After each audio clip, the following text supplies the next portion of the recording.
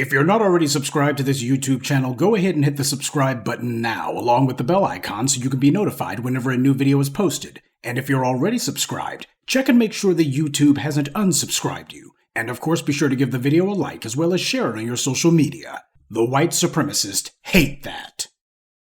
And now, the Sunday address.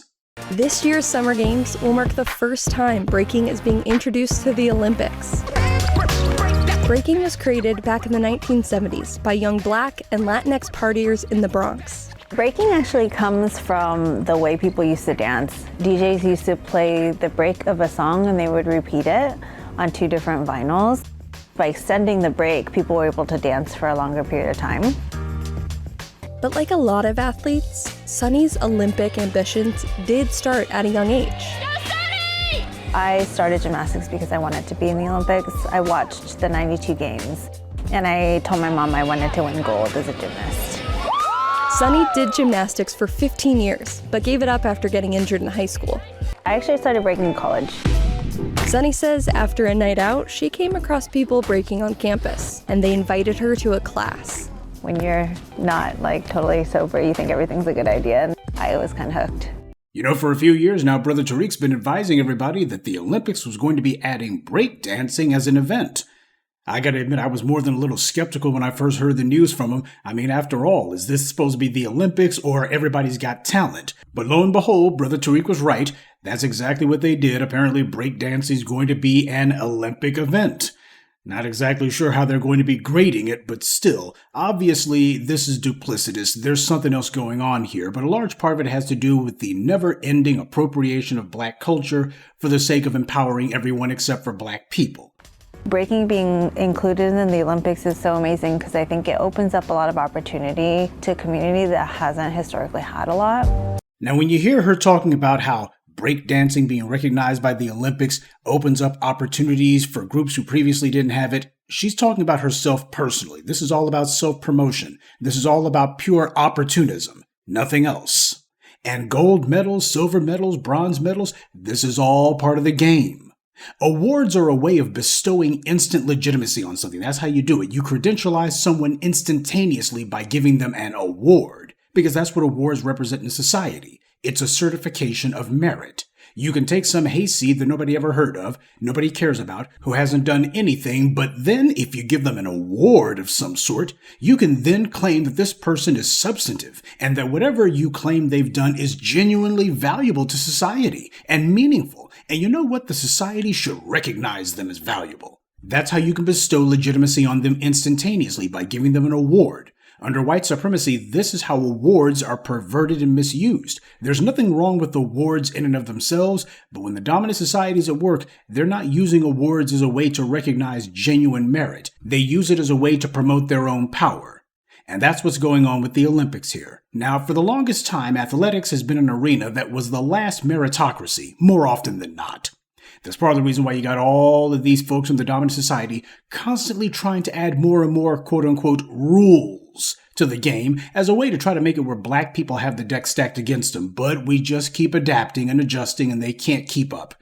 Not surprisingly, though, Black people dominate because the playing field, by and large, cannot be tilted against us, at least not in most cases. Though that certainly hasn't stopped the dominant society from trying. White power has a love-hate relationship with sports. People recognize sports for the uniquely meritocratic place that it actually is. And because of that, people have to tune in and they give it a lot of attention because this is basically the highest physical manifestation of humankind. That's what athletics represents. Now, the dominant society loves sports because they own the venues and they own the leagues and they own the broadcast networks that show it. But they also absolutely hate it because it's become an arena of Black excellence. Black people made it into that. We may not own the venues or the leagues or the broadcast outlets that show it or the magazines and newspapers that scribble their anti-Black screeds about it, but when we get out there to do sports, we own the competition.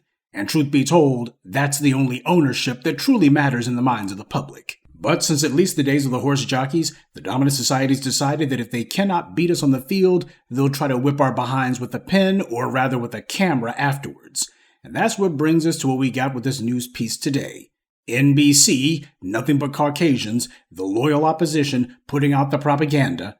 claiming falsely, of course, that hip-hop was created by black and brown people when nothing of the sort actually happened. Breaking was created back in the 1970s by young black and Latinx partiers in the Bronx. But that's how the white media pushes their propaganda. They mix together equal parts truth and lies, and that makes it very confusing for a lot of folks. They fall right for it. Too many people, especially black folks, are only too eager to believe what the white media tells them, and they're not even skeptical about it, even though we know that we are the primary target of the white media's lies. It's truly baffling to see so many black people willfully blind, pretending as if somehow when it comes to hip-hop, the white media's duplicity would somehow be different. And of course, when it comes time to talk about breakdancing as an Olympic sport, they don't even go to black people to talk about it. This is their way of saying black people really don't matter in this case. And if you want an example of how the white media pushes its propaganda, just consider this.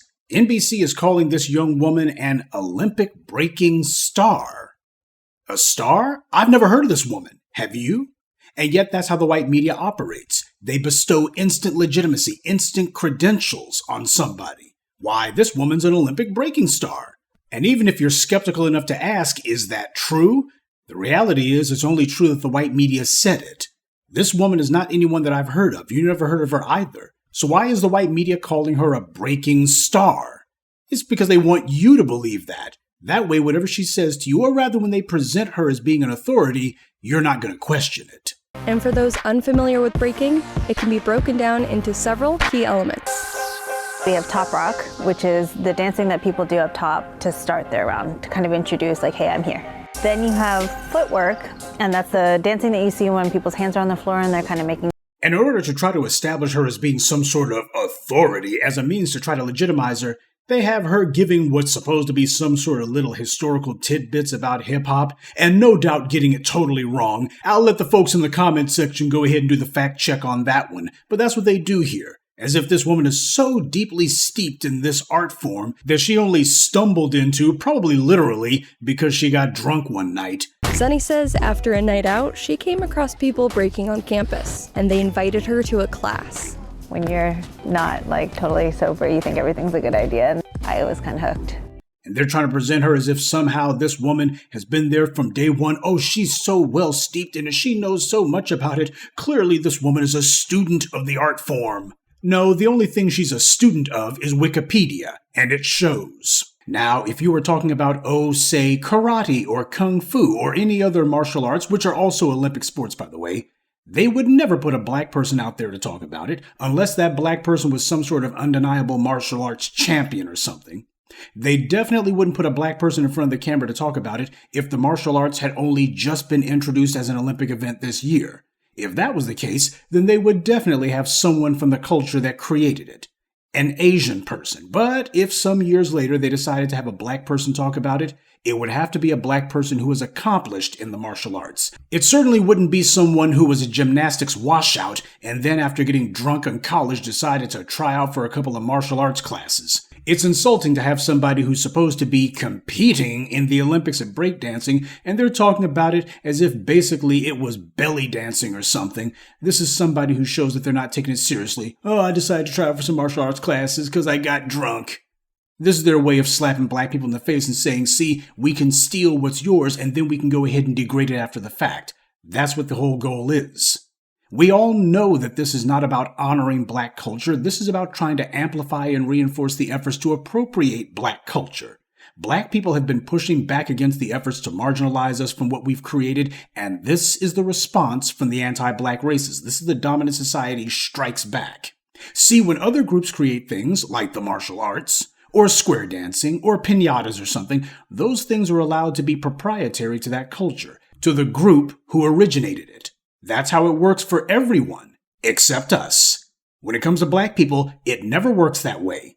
With black folks, whenever we create something, it is never proprietary. And whenever we claim that it is, just like everyone else does, we're told that we're being divisive, we're wrong, reverse racism, etc.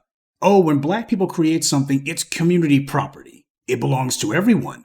Everyone can lay claim to what we've created. Why? It's American, don't you know? Why, you can't say that it just belongs to black people. They do that mess. They say that everybody can lay claim to what we've created, and then they turn right around and try to weaponize it against us. And it becomes doubly perverse when you consider that with every other group, when they create something, it doesn't get attacked by the dominant society. Instead, it's celebrated.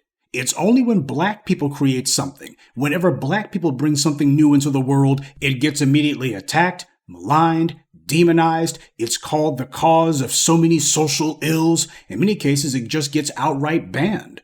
I posted a video last year about the origins of jazz and how in New Orleans, the birthplace of jazz, white racists in the Louisiana school systems had banned jazz from being taught in New Orleans schools. Just a form of music. That's all it was, and yet it was banned. Why? Because black people created it. That was the undeniable sin that jazz represented. It was yet another example of black excellence. We created something, everybody looks and just stands in awe and goes, how do they keep doing it? And it's of course popular because when you create something original, that's going to be popular. And then the dominant society can't give black people credit for that. Oh, black people created it? Well, there's something wrong with it, because there's something wrong with these people. That's what they did. And the same thing happened, by the way, with rock and roll, another form of black music, and rock music, funk, pop, R&B, hip-hop, you name it. Everything we create gets attacked, it gets banned, it's declared bad for society by the very people who turn right around and then try to appropriate it and take it away from us and try to lay claim to it. Nobody else has to defend their culture against these kind of attacks. This society does not make it a point that when every other group tries to make something, oh, we're going to attack it, we're going to demonize it, we're going to say there's something wrong with it and wrong with the people who made it. We're attacked when we create something, and if what we create can't be killed, then they steal it. Part of appropriation is that you have to justify the theft, and that's why they have to control the narrative surrounding our culture. This way, if there was some white guy who came to town and lived 5 miles away from where R&B or hip-hop was created, all he has to do is say that he saw some black kids breakdancing or whatever, and the white media will put the microphone in front of that white guy's face. They'll put him on magazine covers, and they'll make stories about him, while they'll even try to make some phony baloney documentaries saying that he was there from the very beginning. That's how it always goes. So at the same time that you had MTV who banned rap music, or at least they tried to, they told themselves, it's just a passing fad. That's what they always say whenever black people make it. It's just it'll go away. Well, here we are 35 years later, it ain't gone nowhere. Then again, speaking of nowhere, MTV. So at the same time, you had these white media executives who thought that they were going to basically ignore hip-hop and rap music until it went away. Then you also got people like that Rick Rubin character, or whatever the hell his name is. The white media tries to claim that he was there from the very beginning. Why? This guy is the unsung godfather of rap music. Why? He was key and instrumental to rap music becoming a thing. That's what they always do. They try to rewrite the history books. This is them trying to justify the fact that they attempted to starve and strangle rap music out of existence, but what black people create is just too strong for that. So since they couldn't beat it, they instead decide, okay, we're going to go ahead and steal it. But they got to justify it somehow by saying, well, we were down with the music from the very beginning. Yeah, down with the music while you were sitting there banning it, while you were sitting there prohibiting it. You said we aren't going to play it. Yeah, right. The powers that be pushed back because the black media has been talking and people have been listening. When Brother Tariq made his documentary, that was a shot across the bow as far as the white media was concerned. Yet another demonstration of black people speaking for themselves in their own voice, tearing down the white media's lies, and worse, doing it with a voice loud enough to be heard, and an image wide enough to be seen. And once somebody crosses that line, it makes other people who were thinking about it but weren't saying it in the past, people who lack the courage to say it, it makes them decide that maybe they can start spitting some of this truth too. The white media doesn't want this kind of thing to become habit-forming, but we have to bang that drum, family. Nobody asked for breakdancing to be an Olympic sport. The only reason anybody would do this is as a clumsy form of social engineering. This is about emboldening the erosion of black culture by saying black people are not the proprietors of black culture. And this is not a victimless crime. When you rob people of what they created, you also rob them of the esteem and the social capital that goes along with it. So if you're going to have people out there calling themselves breakdancing or anything else, They're supposed to be giving credit and homage to the people who created it in the first place. You would never have a black person who's out there playing classical music without them telling you all about Beethoven and Mozart and the rest of those fossils. They would never allow a black person to be out there. They would make sure you were reminded, there were a bunch of white guys who we credit with having created this. They would make sure that you knew about that.